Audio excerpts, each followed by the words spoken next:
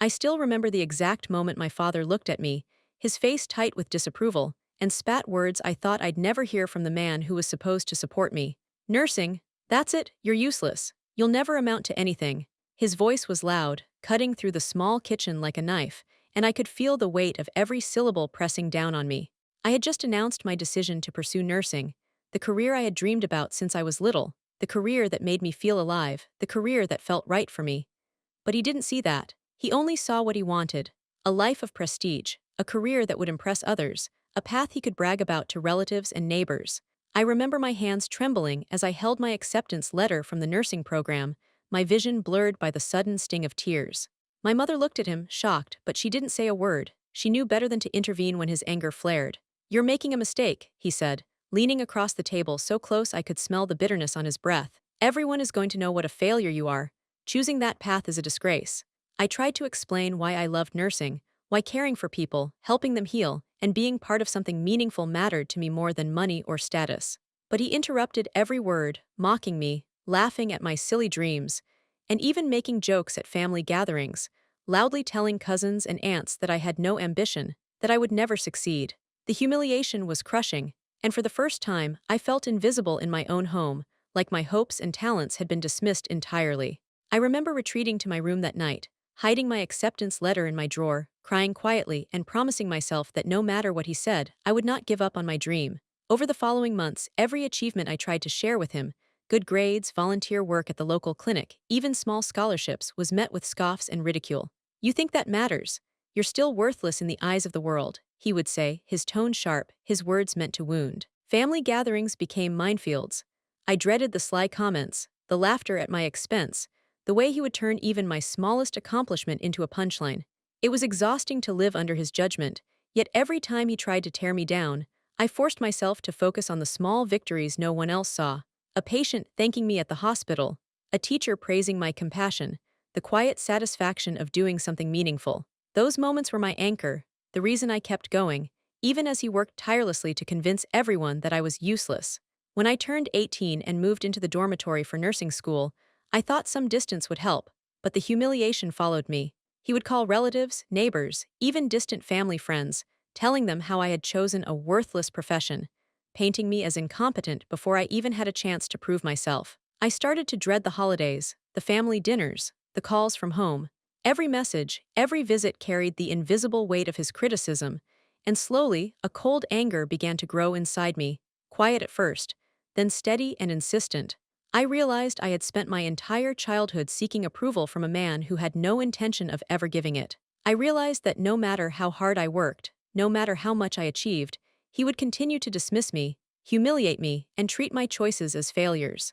By the time I graduated from nursing school, with honors and multiple commendations from my professors, I had learned to shield myself from his words, to keep my life separate, to focus on the people and places that actually mattered. I was building a life of purpose, surrounded by patients who trusted me, mentors who believed in me, and friends who celebrated me for who I was. And yet my father's shadow lingered, a constant reminder of what I had endured. Then one afternoon I received a call from my mother. She sounded hesitant, almost afraid. "Your father, he's been in an accident," she said. "He's in the hospital. The doctors, they aren't sure." My chest tightened instantly. Part of me wanted to rush to his side, to be there for the man who had caused me so much pain, but another part of me recoiled. I remembered every cruel word, every humiliation, every family gathering where I had been shamed. I remembered the years I had spent proving myself, the nights crying in secret, the moments I had doubted my worth because of him. And I realized something I had known for years: his approval was never necessary for my happiness, my purpose, or my life. I thought about standing at his bedside, and I imagined hearing him say the same cruel words again, even in the midst of pain. Could I forgive him so easily when the wounds were still raw? My heart ached, but my mind was clear. I would not allow his past cruelty to dictate my response. I would not let his neediness erase the years of emotional hardship he had caused. I made a decision that night, a quiet, firm decision that would define the next chapter of my life. I would focus on myself, on the life I had built, and on the people who truly valued me. I would not abandon compassion, but I would not sacrifice my self-respect either. I understood then that cutting someone off, even a parent, was not an act of cruelty. It was an act of survival, of setting boundaries, of honoring the person I had become despite the years of being told I was worthless. And so, when the day came to visit the hospital, I stayed home. I prayed for his health quietly from a distance, but I did not allow him to manipulate my presence, my guilt, or my life. It was the first time in years I felt fully in control of my emotions, my choices, and my destiny.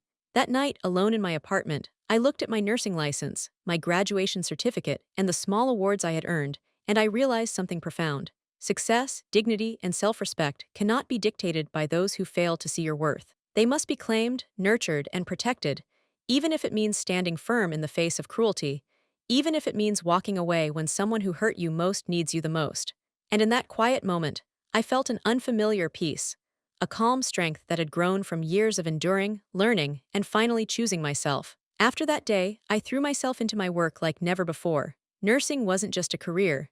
It was my refuge, my purpose, and the way I proved to myself that I was capable of creating meaning in the world despite the years of ridicule. I worked long shifts at the hospital, often staying late to help patients who needed more attention, studying medical journals at home, and volunteering at local clinics on weekends. Every small success, every grateful smile from a patient, every word of praise from a mentor, felt like a quiet victory over the years of humiliation I had endured from my father. Yet, even as I built this new life, I couldn't ignore the ripple effect of his cruelty. Relatives who had once praised him for being strict but wise continued to echo his judgment in their subtle, dismissive ways. Invitations to family events came with a pit in my stomach. I knew his presence would overshadow the gathering, his whispers and mockery lurking beneath polite smiles.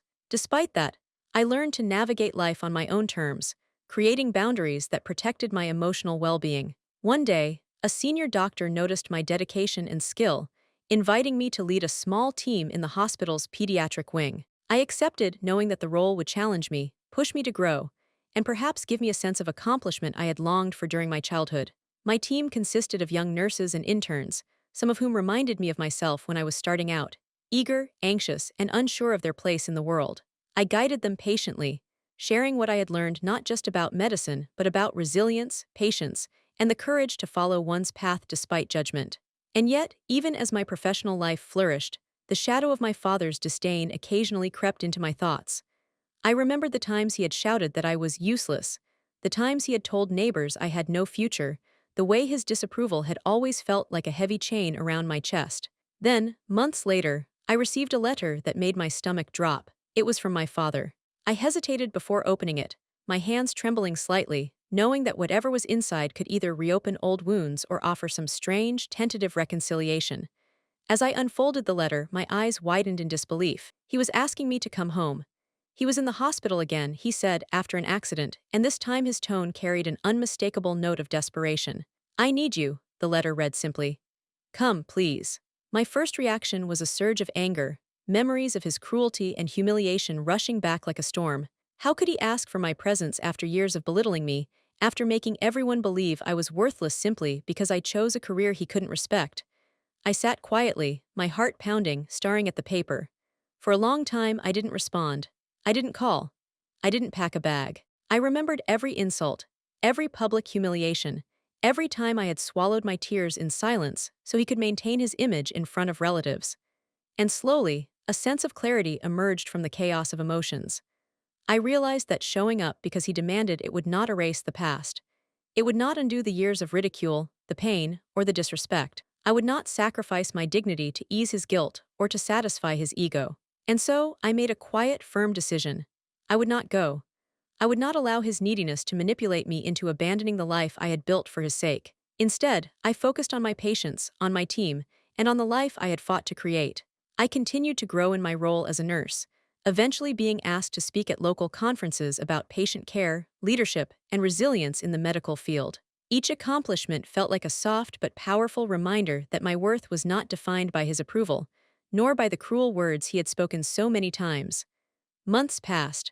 I received occasional updates about my father through my mother, who was careful to describe his health without attempting to guilt me. He was recovering slowly, but there was no plea or apology beyond the initial letter. I realized that his crisis did not grant him the right to control my choices or to make me relive years of emotional harm.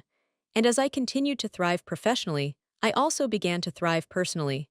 I formed deep friendships, nurtured meaningful relationships with colleagues, and discovered a profound sense of self-worth that had nothing to do with him.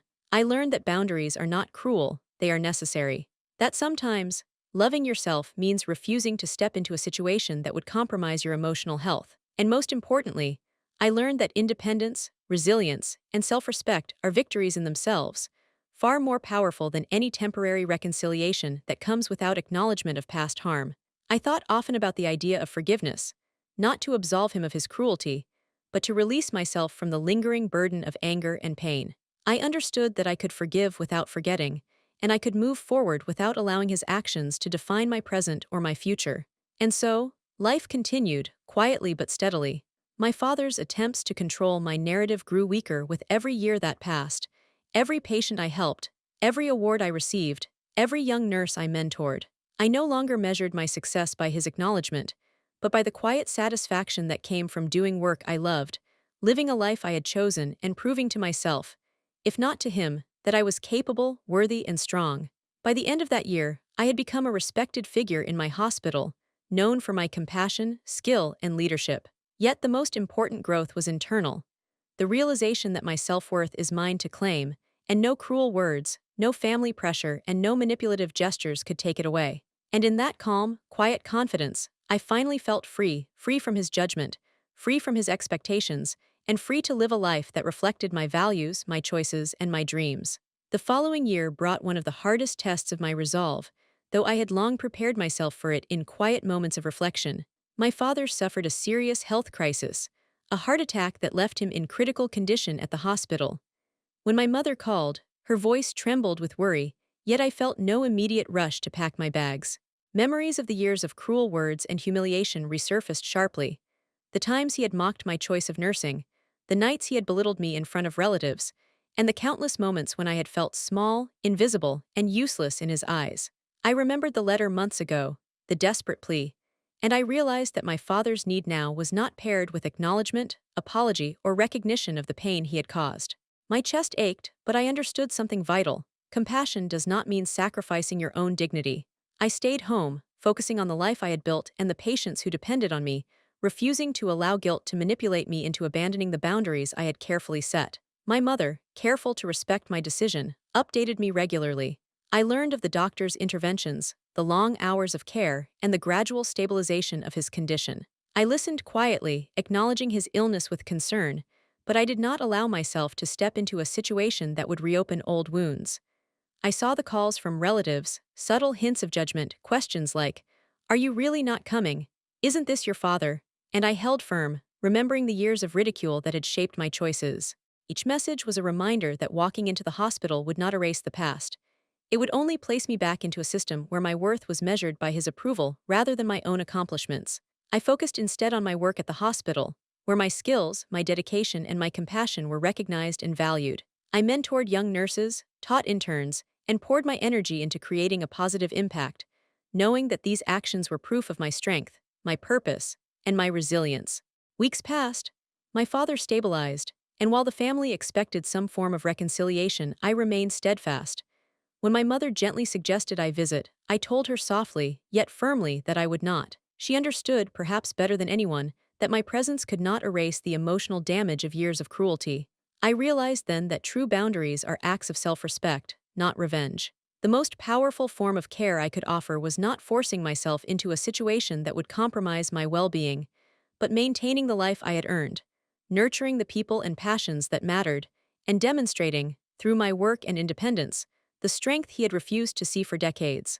I thought about forgiveness often, not as a favor to him, but as a gift to myself. Forgiveness did not mean forgetting his cruelty. It did not mean allowing him to rewrite the past or regain control over my life. Instead, it was a conscious choice to release the lingering anger, to protect my peace, and to live fully without being tethered to the judgments of someone who had spent years undermining me. Months turned into a year, and life moved forward. My father's health gradually improved, yet I remained distant. Family gatherings, holidays, and events continued without my presence, and for the first time, I noticed a subtle shift, not from him, but from the world around me. People began to recognize my achievements independently of his approval. Patients wrote letters of thanks, colleagues nominated me for awards, and local news outlets featured stories about my work during health crises. Recognition, admiration, and respect came from those who truly mattered, who saw my value, and not from the man who had long denied it. One evening, after a long shift, I reflected on the journey that had brought me here. The humiliation, the ridicule, the quiet defiance that had sustained me, and the unwavering commitment to my dreams. I realized that independence, dignity, and self-respect were far more powerful than the fleeting satisfaction of approval from someone who had refused to see my worth. And yet, I also understood something deeper, that compassion can coexist with boundaries. I did not hate my father. I simply refused to allow his past cruelty to control my present. I could care for him from a distance, wish him well, and continue to grow without sacrificing my peace.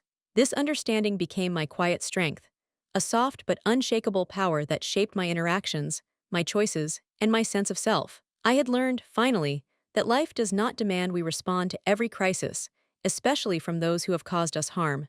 True courage is not just in enduring the hardships imposed by others, but in making conscious choices to protect your dignity while still living fully, generously, and purposefully. By the end of that year, I had achieved professional milestones, deepened friendships, and cultivated an inner resilience that no one could undermine.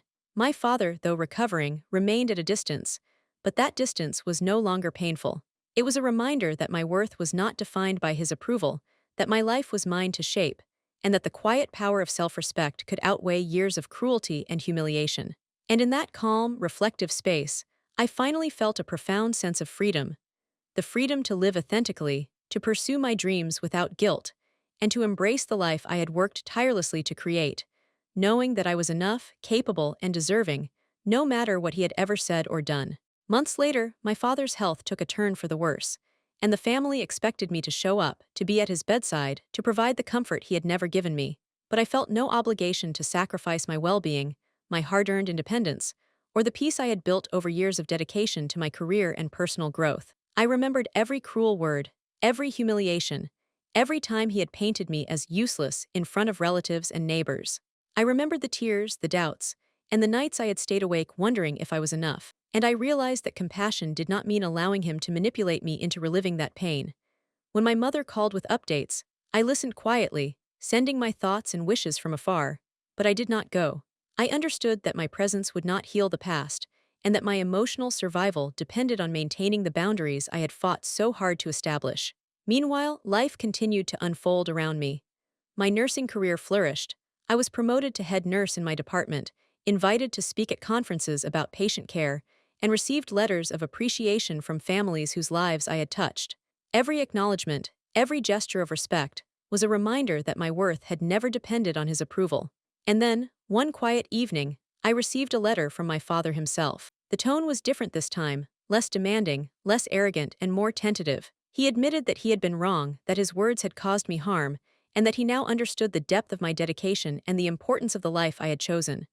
Reading his apology, I felt a mix of emotions: relief, validation, and a quiet sadness for the years lost to cruelty and judgment. But I also felt something stronger: pride. Pride in myself for surviving, for building a life rooted in compassion, skill, and perseverance. Pride in knowing that I had chosen a path that mattered, that I had followed my passion even when the person who should have supported me the most had tried to destroy my confidence. I replied briefly, not with anger, not with resentment, but with honesty and dignity. I acknowledged his words, but I also reinforced my boundaries, making it clear that while I accepted his apology, I would not allow past cruelty to dictate my presence in his life. It was not an act of defiance. It was an act of self-respect. Over time, my father's health stabilized, and although we never returned to the close relationship I had once hoped for, the tension between us softened. I visited sparingly, on my own terms, and every interaction was guided by the quiet understanding that my worth was defined not by his acceptance, but by my own choices, actions, and integrity. Looking back, I realized that the greatest triumph in this story was not about proving him wrong or forcing acknowledgement. It was about reclaiming my life, trusting my instincts, and protecting my emotional well-being while still living fully. The humiliation, the ridicule, and the years of being told I was useless had forged a resilience that no apology, no crisis, and no judgment could undo.